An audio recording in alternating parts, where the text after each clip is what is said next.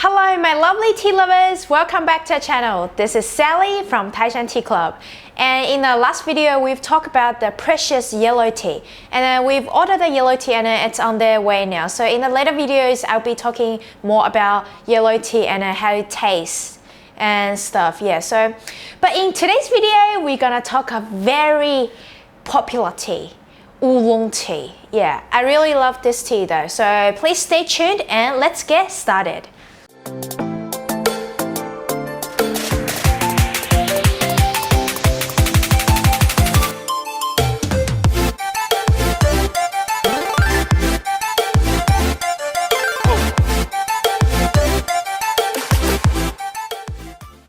So firstly, let me introduce to you guys a little bit about oolong tea. So oolong tea, also known as qing cha, it's a semi-fermented tea with a fermentation level of 20 to 70%. And then the fermentation of the oolong tea is in between the black tea and green tea. So with the fragrance of green tea and the mellow taste of black tea. So it's so interesting though. And then the most distinctive feature are the green shaking process and the red aging of the green leaves.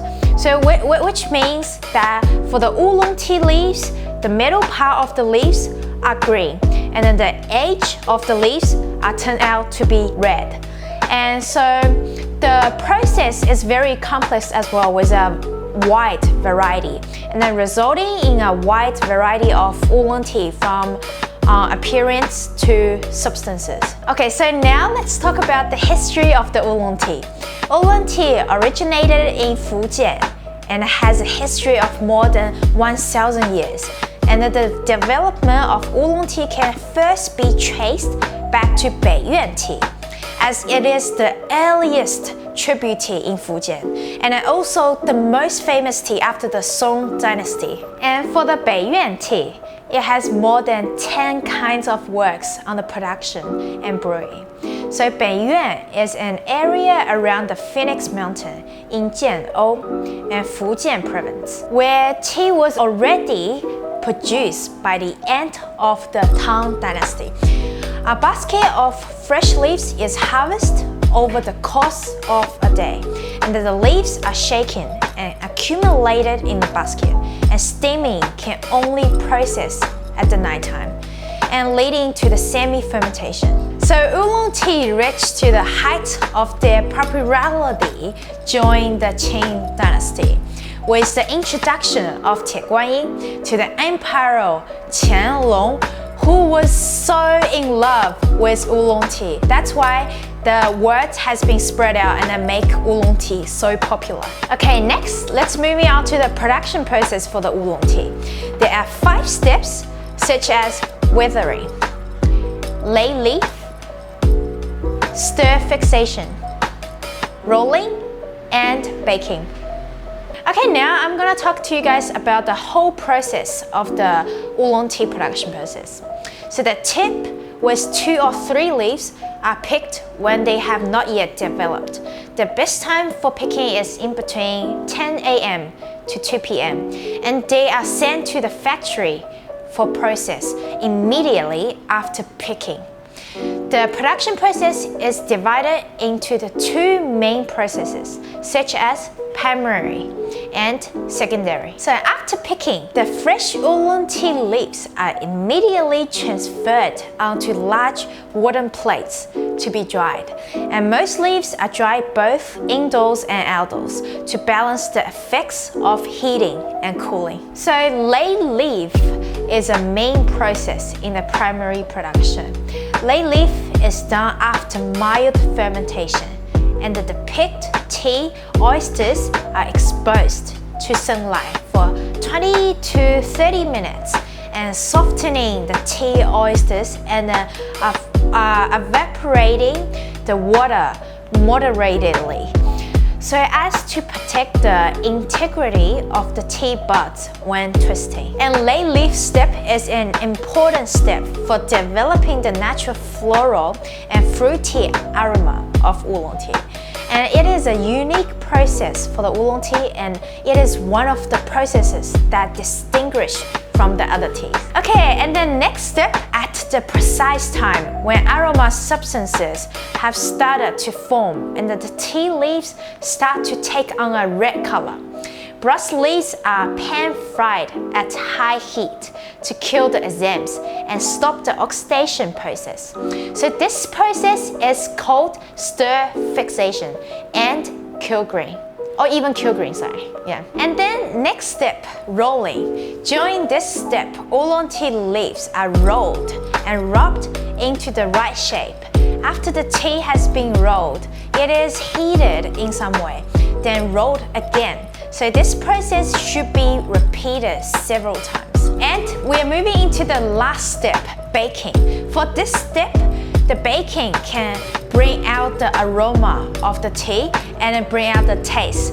But it's also a drying process as well. Now let's talk about the producing areas for oolong tea. So oolong tea is mainly produced in 3 regions, such as Guangdong, Fujian, and Taiwan. Each tea region has its own distinctive characteristics. We usually divide oolong tea into 4 main categories according to their places or origin, such as Guangdong oolong, Taiwan oolong, Southern Fujian oolong, and Northern Fujian oolong. The different regions have produced their own unique types of oolong tea. Okay, so the first one I'm going to talk about is the Guangdong oolong. It is an oolong tea from the Taishan region of the Guangdong province, presented by the Fenghuang Dancong and Lingtong Dancong from Chaozhou. It is characterized by its fragrant floral aroma and the mountain charm of the bush. Dancong has always been known for its rich aroma, and there are 10 different aromas. Okay, now let's talk about the look of the dancong. The shape of dancong is naturally twisted leaves, and the color of it is brown with a little bit of yellow, and the tea soup is full of fragrance. Next, let's talk about the Taiwan oolongs. They are mostly produced in the Nantou Hsinchu in Taiwan, and the lightest and the heaviest fermented oolong teas are both from Taiwan. Depending on the degree of fermentation, they can be divided into Baozhong oolong, high mountain oolong, and white tip oolong. The Baozhong oolong represented by the Wenshan Baozhong and is the least fermented of all the oolongs and tastes particularly like green tea. And white tip oolong, also known as Oriental Beauty, has a higher degree of fermentation and have the characteristics of black tea. The high mountain oolongs are distinguished by their altitude. Dongding oolong is from 800 meters to 1,000 meters. And Alishan oolong is from 1,000 meters to 1,500 meters. And then Lishan oolong is from 1,500 meters to 2,000 meters. And Dayuling oolong is 2,000 meters and above. So the high mountain oolong tea is a half bowl type of shape.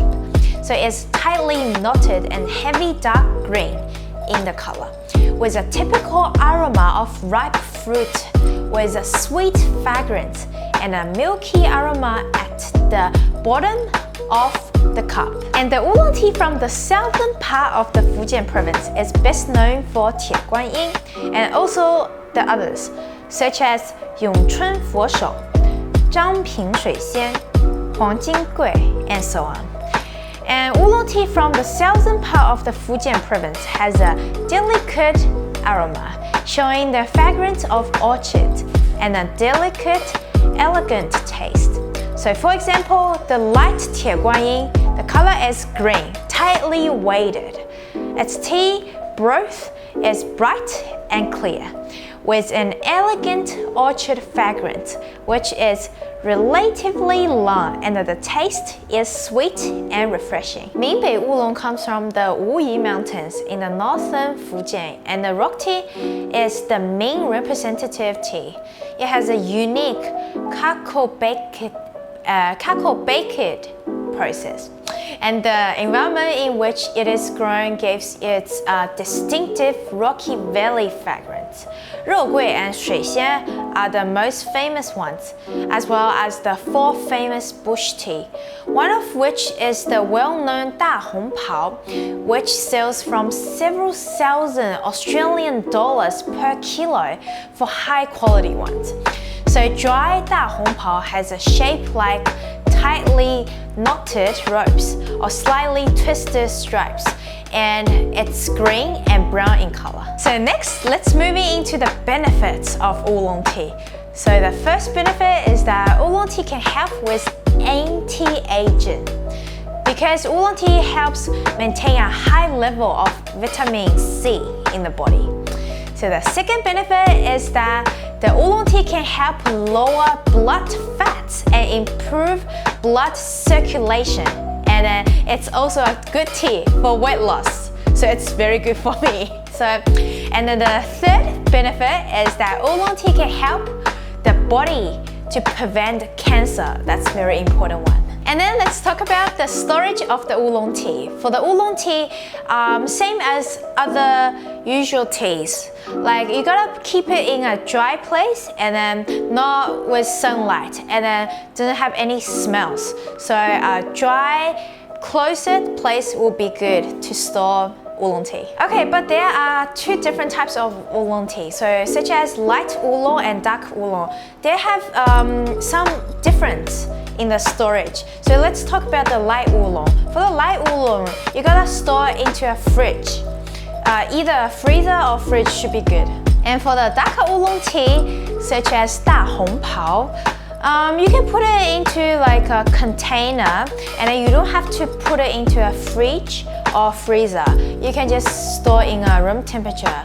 Around 20 degrees or lower should be good. Oolong tea has so many types. So after brewing, every type will turn out to be different looking and a different taste. In the next video, I will be talking about how to brew them and how they taste. So my lovely tea lovers, thank you for watching today's video. So today we've talked about some basics about the oolong tea. So for the next video, I'll be talking about more towards how to brew the oolong tea, how it tastes and stuff. So stay tuned. And if you like today's video, please give a thumb up. And if you like Chinese tea or wanted to know more about tea, please subscribe to our channel. And I will see you in the next video.